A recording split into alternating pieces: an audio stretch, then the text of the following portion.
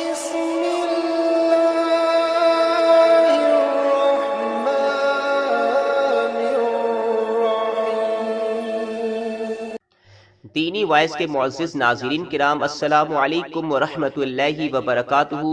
سامعین کرام، آج اس ویڈیو میں شراب کے متعلق بیان کیا جائے گا کہ ہماری شریعت میں شراب پینا کیوں حرام ہے، اور جو کچھ لوگ کہتے ہیں کہ شراب میں کچھ باتیں ایسی ہیں جو ہمارے جسم میں فائدہ دیتی ہیں، شفا بخشتی ہیں، تو ان کے لیے بھی حدیث شریف میں ہے کہ پیارے نبی صلی اللہ علیہ وسلم نے ارشاد فرمایا ہے کہ جن چیزوں کو اللہ رب العزت نے حرام قرار دیا ہے تو ان سے شفا والی چیز بھی جذب فرما دی ہے، یعنی کہ ان سے شفا والی چیزیں بھی ختم فرما دی ہے۔ اور سامعین کرام، شراب اس لیے بھی حرام کی گئی ہے کیونکہ جب شراب کوئی شخص پی لیتا ہے تو وہ اپنے ہوش میں نہیں ہوتا ہے، اور اس بے ہوشی کی حالت میں، یعنی کہ جب شراب پی لیتا ہے تو اس نشے کی حالت میں وہ شخص کیسے کیسے گناہ کے کام انجام دیتا ہے کہ اس کو خود بھی پتہ نہیں چلتا ہے۔ اور حدیث شریف میں ہے کہ جب بندہ شراب پیتا ہے تو اس کے جسم کا ایمان جو ہوتا ہے وہ اس سے الگ ہو جاتا ہے، کیونکہ شراب اور ایمان ایک جگہ جمع نہیں ہو سکتے۔ اسی کے متعلق قصہ ہاروت اور ماروت بھی بیان کیا جائے گا، اور یہ ہاروت اور ماروت کون ہیں؟ یہ دو فرشتے ہیں۔ ان فرشتوں کا بھی بیان اس ویڈیو میں کیا جائے گا۔ سامعین کرام، اگر آپ نے ابھی تک ہمارے چینل دینی وائس کو سبسکرائب نہیں کیا ہے تو سبسکرائب کر لیں، اور بیل آئیکن کو بھی ضرور پریس کر لیں تاکہ آنے والی دوسری نئی ویڈیو کی نوٹیفیکیشن آپ کو سب سے پہلے ضرور مل جائے، اور اس ویڈیو کو لائک اور شیئر کر کے ہماری حوصلہ افزائی ضرور فرمائیں۔ چلیے بیان شروع کرتے ہیں۔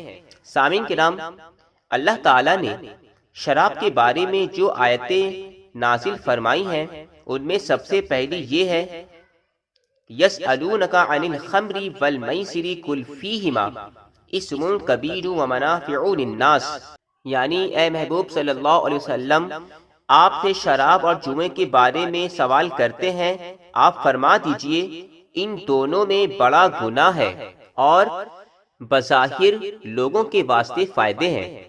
یہ آیت سن کر کچھ لوگوں نے شراب پینا چھوڑ دیا اور کچھ اسی طرح شراب پیتے رہے، یہاں تک کہ ایک آدمی شراب پی کر نماز پڑھنے لگا تو اس کی زبان سے نامناسب کلمات نکلے۔ تب اللہ تعالیٰ نے یہ آیت مبارکہ نازل فرمائی، یا ایھا الذین آمنوا لا تقربوا الصلاۃ وانتم سکارى، اے مومنو نماز کے قریب مت جاؤ اس حال میں کہ تم نشے میں ہو۔ سامعین کرام، شراب کے متعلق اور اس کی حرمت میں متفق علیہ احادیث بھی ہیں، چنانچہ فرمان نبوی ہے کہ عادی شراب خور جنت میں نہیں جائے گا۔ نبی اکرم صلی اللہ علیہ وسلم نے فرمایا ہے، بتوں کی عبادت کی ممانعت کے بعد اللہ تعالیٰ نے مجھے سب سے پہلے شراب پینے اور لوگوں پر لعنتیں بھیجنے سے روکا ہے۔ اور سامعین کرام، حضور صلی اللہ علیہ وسلم نے فرمایا کہ جس نے دنیا میں شراب پی، اللہ تعالیٰ اسے جہنمی سانپوں کا زہر پلائے گا، جسے پینے سے پہلے ہی اس کے چہرے کا گوشت گل کر برتن میں گر جائے گا، اور جب وہ اسے پیے گا تو اس کا گوشت اور کھال ادھر جائے گی، جس سے جہنمی اذیت پائیں گے۔ شراب پینے والے، خریدنے والے، نچوڑنے والے، اٹھانے والے، جس کے لیے لائی گئی ہو، اور اس کی قیمت کھانے والے، سب کے سب گناہ میں برابر کے شریک ہیں۔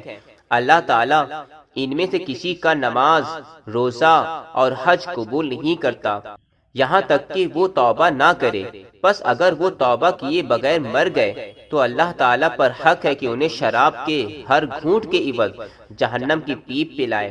یاد رکھیے، ہر نشہ آور چیز حرام ہے اور ہر شراب حرام ہے، خواہ وہ کسی قسم کی ہو۔ اور اب سامعین کرام، دو فرشتوں یعنی ہاروت اور ماروت کا بھی قصہ ملاحظہ فرما لیں۔ یہ بیان ہم نے مکاشفۃ القلوب صفحہ نمبر 602 سے لیا ہے۔ سامعین کرام، احمد اور ابن حبان نے اپنی صحیح میں حضرت ابن عمر رضی اللہ تعالی عنہما سے روایت کی ہے کہ انہوں نے حضور صلی اللہ علیہ وسلم کو یہ فرماتے سنا کہ جب حضرت آدم علیہ السلام زمین پر اتارے گئے تو فرشتوں نے کہا کہ اے رب، تو زمین پر اس شخص کو اپنا خلیفہ بنا کر بھیج رہا ہے جو فساد کرے گا اور خون بہائے گا، اور ہم تیری حمد کے ساتھ تسبیح کرتے ہیں اور تیری پاکی بیان کرتے ہیں، لہذا ہم اس منصب کے زیادہ مستحق ہیں۔ رب جلیل نے فرمایا بے شک میں جانتا ہوں جو تم نہیں جانتے۔ انہوں نے عرض کی اے اللہ ہم تیری اولاد آدم سے زیادہ اطاعت کرتے ہیں۔ اللہ تعالیٰ نے فرمایا تم میں سے 2 فرشتے آئیں تاکہ ہم دیکھیں وہ کیسا عمل کرتے ہیں۔ انہوں نے عرض کی کہ ہاروت اور ماروت حاضر ہیں۔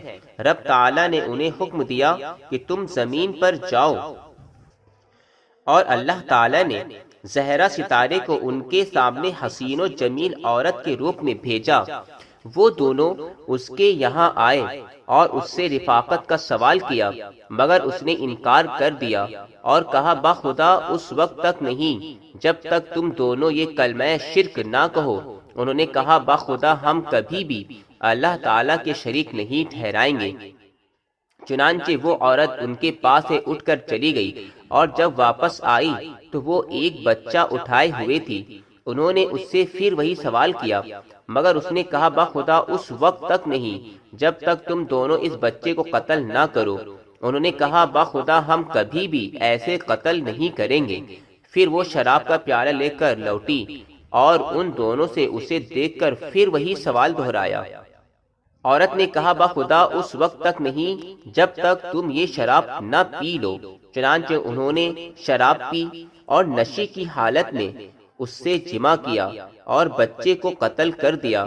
جب ان کا نشہ اترا تو عورت نے کہا بخدا تم نے ایسا کوئی کام نہیں چھوڑا جس کے کرنے سے تم نے انکار کر دیا تھا۔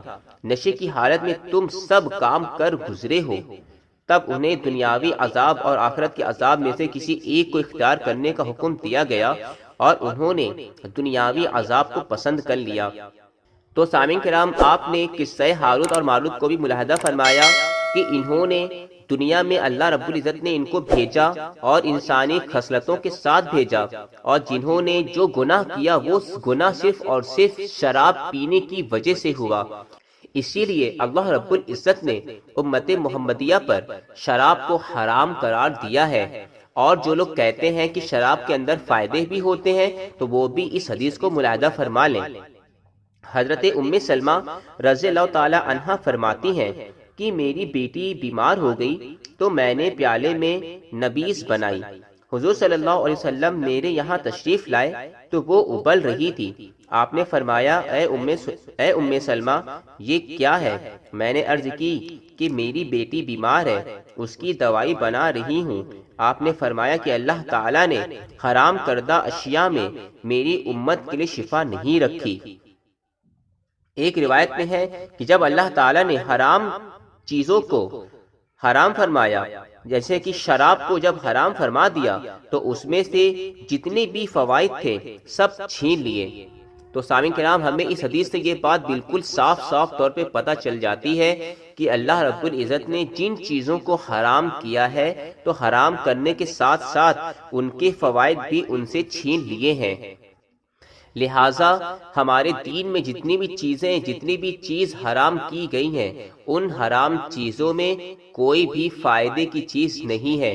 اللہ رب العزت نے تمام فائدوں کی چیزیں حلال چیزوں میں رکھی ہیں، لہٰذا ہمیں ہمیشہ حلال غذا کھانی چاہیے اور حرام غذا سے ہمیشہ دور رہنا چاہیے اور ان سے بچنا چاہیے۔ سامعین کرام یہ سارا بیان ہم نے مکاشفۃ القلوب صفحہ نمبر 599 سے 603 تک میں سے لیا ہے۔ اسی طرح کی اچھی بیان اور اچھے واقعات سننے کے لیے ہمارے چینل دینی وائس کو ضرور سبسکرائب کر لیں اور بیل آئیکن کو بھی ضرور پریس کر لیں تاکہ آنے والی دوسری نئی ویڈیو کی نوٹیفیکیشن آپ کو سب سے پہلے ضرور مل جائے، اور اس ویڈیو کو لائک اور شیئر کر کے ہماری حوصلہ افزائی ضرور فرمائیں۔ اب انشاءاللہ تعالی دوسری ویڈیو میں ملاقات ہوگی۔ السلام علیکم ورحمۃ اللہ وبرکاتہ۔